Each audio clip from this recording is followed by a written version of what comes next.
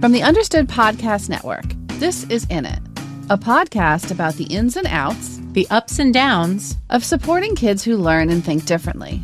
I'm Gretchen Vierstra, a former classroom teacher and an editor here at Understood. And I'm Rachel Bozek, a writer and editor raising 2 kids with ADHD. Today, we're talking about how we can help our high schoolers who learn and think differently prepare for what comes next. Maybe that means college or a trade school. Maybe it means work, or maybe some combination of these things. The key is helping them get the information and skills they need to figure out their goals and to achieve them. With us today to share advice on how to do that is Jennifer Correnti. Jennifer is the Director of School Counseling and the 504 Coordinator at a high school in New Jersey. The student population there includes many new immigrants and kids of all different backgrounds with a wide range of expectations and hopes for their future. It's Jennifer's job to support them, advocate for them, and help prepare them for whatever comes next. We're so happy to have her with us today. Jennifer, welcome to In It. Thanks for having me. So as you know, today we're talking about helping kids who learn and think differently prepare for the transition after high school. So I'm wondering, how do you start that conversation with the students at your school? What do you want them thinking about when they first come in as freshmen? Every student has intentional conversations with their school counselor about what their plans are. And we have to begin with the end in mind, right? So when the student walks into a high school, we need to start asking them, what do you think you might want to do when you leave here? And when I say that, I don't mean give me an exact role that you want to have when you walk out of the door in June of your graduation year. We're talking about, what do you enjoy? What do you want to capitalize on? What are some things you don't like, right? Because you can't always talk about the likes. You got to talk about the dislikes. Mm-hmm. And we also, rely on the behaviors that we see. Like if you're telling me that you want to do something, then we need to start walking those walks and get those skills early. If you tell me that you want to have a job like working on the railroad. Well, the railroad, right? Conductors have to be on time. We have to do things. And you keep walking in 10 minutes late. That's going to be really upsetting for the people who want to get to work on time. So, those are the things that we are working on. So it's behaviors. And then also, likes, dislikes. Yeah. All kids, no matter where they're going to go after high school, need to develop some skills, right? Some life skills, being out in the world. So what are some of those skills you're trying to teach your students while they're in high school? And how do you do that? Well, sometimes I do it better than others, honestly. But, the biggest, those executive functioning skills, can really be central to a student, like the ability to put your things in order or the ability to keep a calendar, your time management, because that time management piece is easy at the high school level, right? Because bells ring and they tell you when to move, right? But that's not going to happen when you're at college and you're sitting at the table with your friends in the student center, eating Taco Bell, and it's time to go to class. There's not a bell that's saying, oh, I got to go to class. You need to be able to get there, being on time. But the biggest one that we have to constantly work on is advocacy, right? You need to say what you need. We need you to find a way, an outlet. It doesn't have to be necessarily your voice. Maybe you need to learn how to craft an email that says what you need. Mm-hmm. Maybe you need to just write it down and give it to me. Whatever, but you need to be able to say to your teachers, to the people around you, to your principals, anybody, can I speak to you? I need to talk to you about this. Can we grab Mrs. Correnti and ask her to come in? Because they know that I might be the person that'll help support the words that they're looking for. So we're doing a lot of role modeling and role playing down at the high school level where, if I have students that need to advocate for themselves, I'm going to often say to them, hey, why don't we bring your teacher in? The 3 of us can sit here. We'll rehearse it first. Your teacher will come in. You could say what you need. And I'm there to help if you get stuck. Those are the things that we really need to focus on for the kids. But time management, advocacy, point A to point B, executive functioning, those are just heavy hitters. Yeah, I feel like a lot of our listeners are going to want to know about the time management piece. So how is it that you're teaching some of these time management skills? What's the secret recipe there? I don't know that there is any. I think that what we try to impress upon the students, right, is that at the end of the day, this is how you need to move forward through this world. And I am doing what I can do here with you. I'm working with you on these plans. If we can't remedy it here, then I might want to bring a parent in, a caregiver in, and ask them what they think that we can do together. Maybe I'm going to bring your teacher in. So I'm going to keep bringing that team together to find out what we can do better. Does it always work? Sometimes it doesn't. I hate to say that, but it doesn't. Some of my toughest lessons in my life were learned, outside at the college level.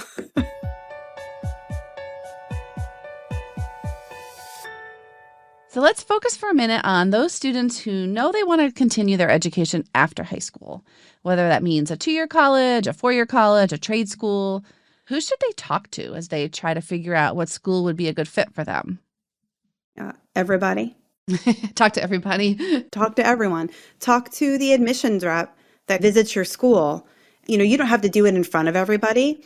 You could write, I've had students do this where they write the question down and they want me to ask it. And if you choose to tell your story, that's your disclosure, like that's cool for you. But your school counselors are not going to walk around and say, hey, we have a student sitting right here who has whatever. Can you talk about how you're going to?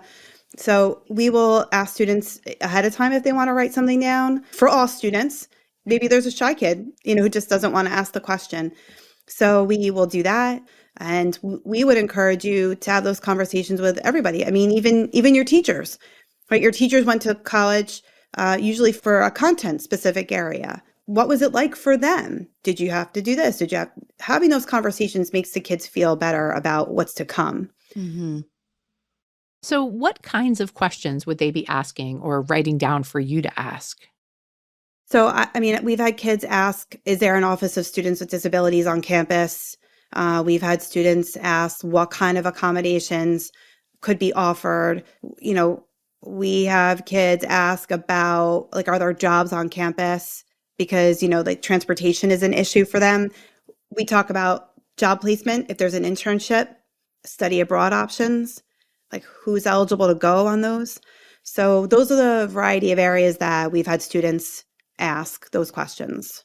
That's great. And those questions really help them figure out if a school is the right fit for them or what their next step might be, what might make sense. You could tell. I often say, like, to kids, like, when you're with the admissions people, you have to get a feel of how that school's going to take care of you. If you have an admissions person who's just reading off material and going through the next slide and doesn't have answers, then you need to just take a minute and think about, is this the way they're going to treat me when I'm on campus?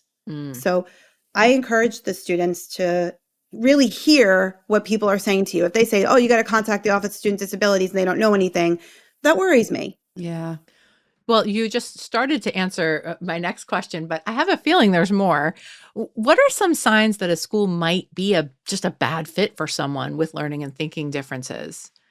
First, I would probably, any schools that don't get federal money, which I can't even name a lot of them because I can't imagine there's anybody really surviving without some federal money. But 504s are federal mandates. So that's an important thing.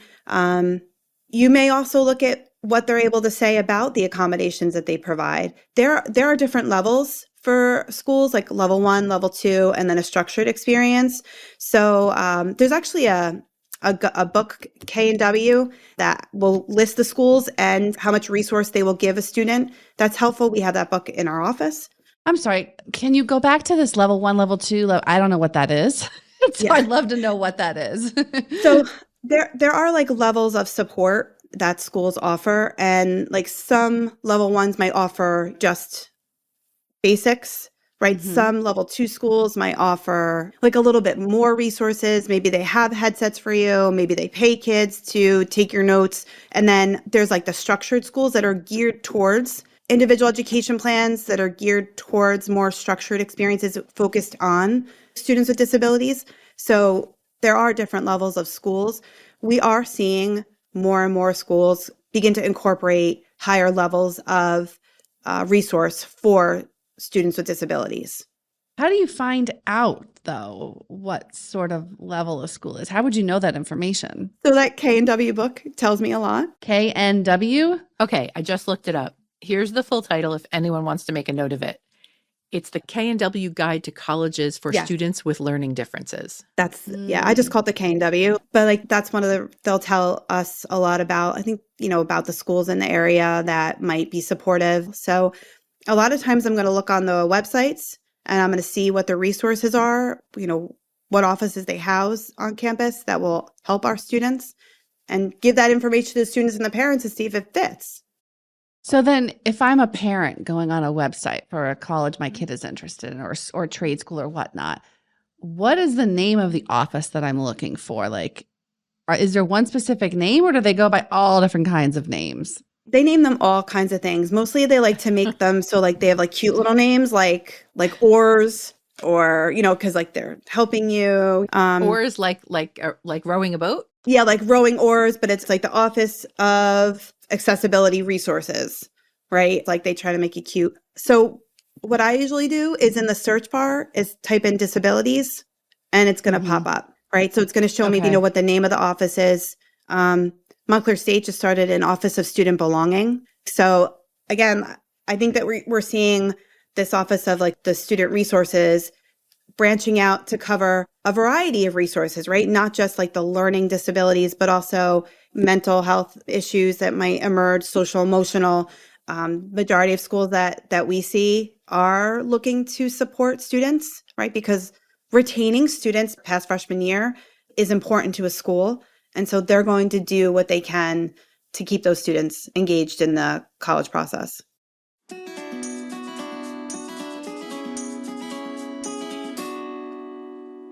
Aren't post-secondary schools and colleges required to provide some sort of services for students with learning disabilities? So yes, they have to provide services, right? But they don't have to provide them at the extent that maybe you saw when you were in high school. So an example would be, we don't often see extra time on projects at a college level because you got your syllabus in the beginning of the semester. And so you knew when everything was due. So that's one that colleges, like we don't see often, but we will see extended time on time tests in terms of like standardized testing. One of the things that we do in preparation for something like that with students is at the high school level, begin to put like 50% extra time, 100% extra time, not untimed, because untimed is something that you'll not see at the college level. But again, using those skills starting in 9th, 10th, 11th, 12th grade allows you to build up a stamina for that testing that's inevitable. Once your student is out of high school, to what extent do past IEPs or 504 plans, like the actual paperwork, matter? Are those pieces of paper or documents important? Does anybody want to see them? Yeah. So the first thing I say to students when they're about to leave us is to take that information and put it where their parents put their like marriage certificates, like anything else in the fire safe box, because you are going to be asked to draw on those again. And when you go, like, let's say the student is going to go off to college, you have to bring the documentation because they will take that and they're going to use that as the basis. They're going to see how long the plan was in place for, right? They're going to get a lot of good information, but that's only going to be the first step for some of those schools. Some of them are going to say, well, this is 3 years old. You need to get another evaluation, and that's on you, right? So like that's going to be something that you will have to take on as a family to get those evaluations redone. That's why, quick tip, I often like to make sure that anything that like my students are using evaluation wise are going to be from junior and senior year, because it at least will be within the 3-year mark. Mm. So when they go, for example, to the Office of Student Resources or Student Support, whatever it's called, somebody working there is going to look at those materials, and are they going to use them then to recommend accommodations? Or because there's not going to be an IEP in college, right? Can you explain a little bit about that? So you are going to have a conversation, again, advocacy, and it won't be you and your parent, right? They're not going to talk to your parent, right? It's going to be you. They're going to go through the information that's presented and say what they can provide for the student. Again, onus is on the school in high school, but it's not the same level at the college. So in an IEP, you may see some modification to curriculum. You won't see modification to curriculum at the college level, right? They're just going to try to find ways to help give you the access to that curriculum. And that might be audiobooks, text to speech, like someone assisting writing your notes. Those are the things that they're going to accommodate. So you would go into that office and go back and forth about why you need something. If you got 50% extra time for like tests, like standardized tests, they're going to say, oh, you've had this for 4 years. Clearly there's something to this. We can offer that. So if I go and I talk to the person at this office and we discuss, okay, I think, maybe you'll have a little extra time on tests or you need text to speech.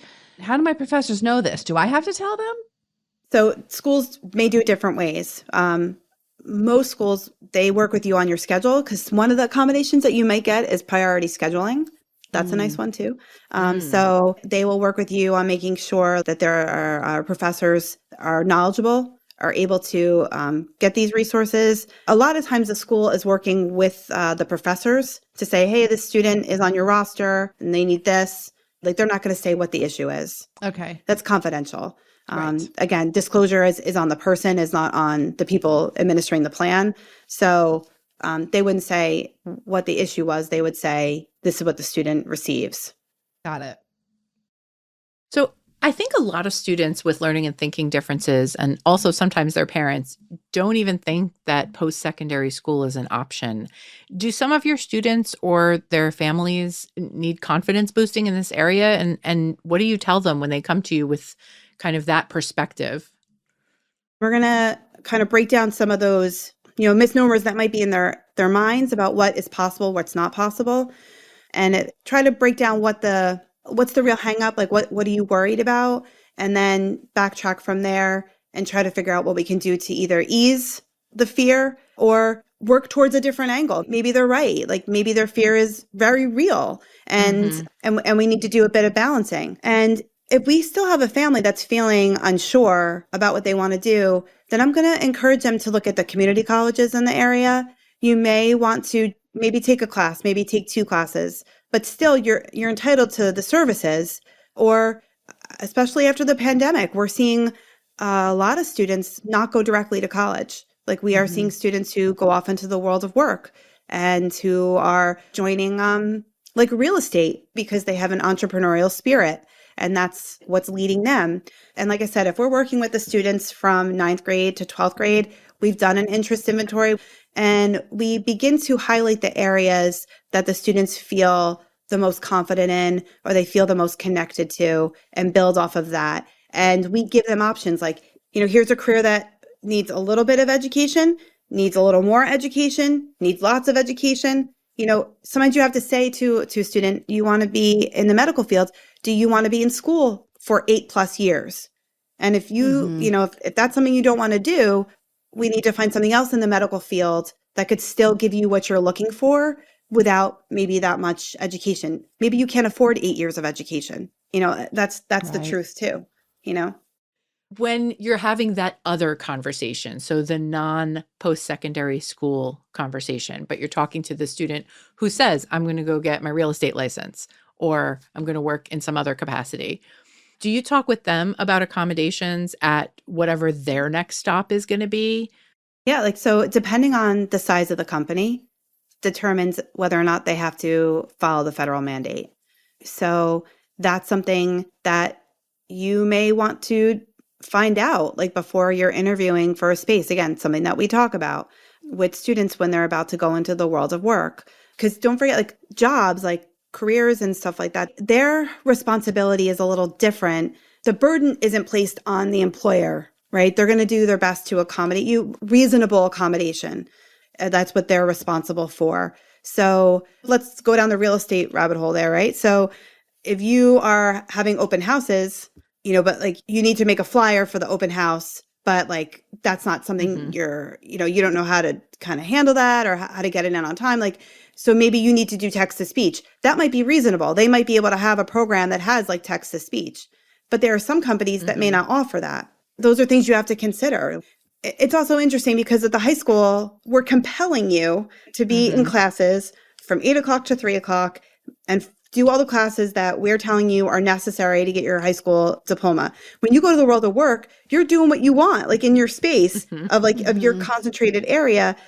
you may find that some of the things that were a burden because you were 8 to 3 with us and us telling you what to do are no longer so pressing on you because your attention's not divided. You may still need, your desk away from high traffic areas, right? That might be something that you need to get your job done, but that's easy to do for a job. That's what you have to think about, what's the whole picture of that occupation? Mm-hmm. Yeah. Okay, I think our last question is going to be to ask you about success stories. So we're wondering if you can share any success stories of students with learning and thinking differences who have come back to visit after graduation and have done an especially good job of navigating the challenges outside of the protective sphere of your school.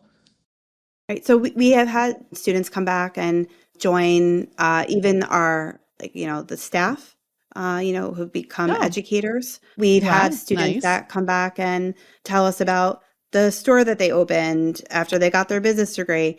Oftentimes, though, and this is something that, maybe we should have mentioned a little bit earlier, too, we try not to put the time that you should graduate from. Like, people will say, oh, you should graduate in college in 4 years. Like, I don't really hold to that standard any longer. I think that there are a lot of people for a lot of reasons who don't do college in 4 years, who do it in 5, who do it in 6. Sometimes you need to understand that what you can handle, and maybe you can only handle 3 classes a semester. And so that it's going to take you a little bit longer. And so we have students that come back who may have been 6 years removed and who just got their bachelor's.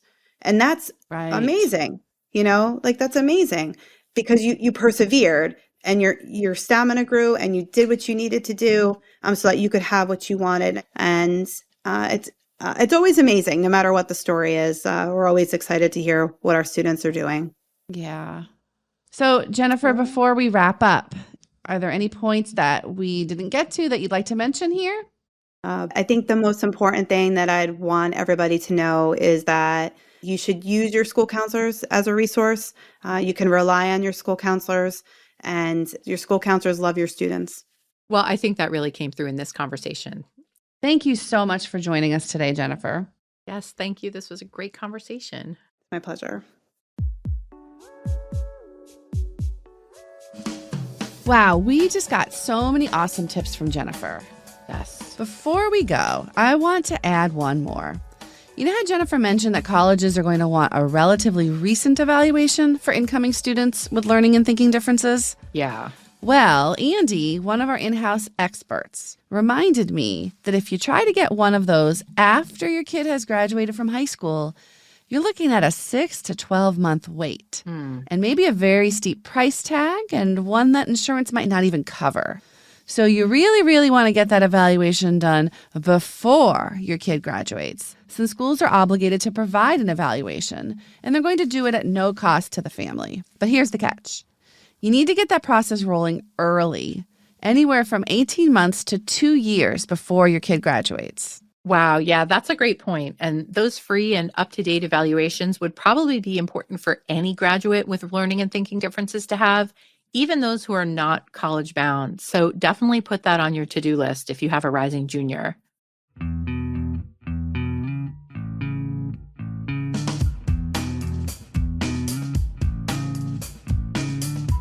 You've been listening to In It from the Understood Podcast Network. This show is for you, so we want to make sure you're getting what you need. Email us at init@understood.org to share your thoughts. We love hearing from you. If you want to learn more about the topics we covered today, check out the show notes for this episode. We include more resources as well as links to anything we mentioned in the episode. Understood.org is a resource dedicated to helping people who learn and think differently discover their potential and thrive. Learn more at understood.org/mission. In It is produced by Julie Subrin. Brianna Berry is our production director. Justin D. Wright mixes the show. Mike Errico wrote our theme music. For the Understood Podcast Network, Laura Key is our editorial director, Scott Cocchiere is our creative director, and Seth Melnick is our executive producer. Thanks for listening. And thanks for always being in it with us.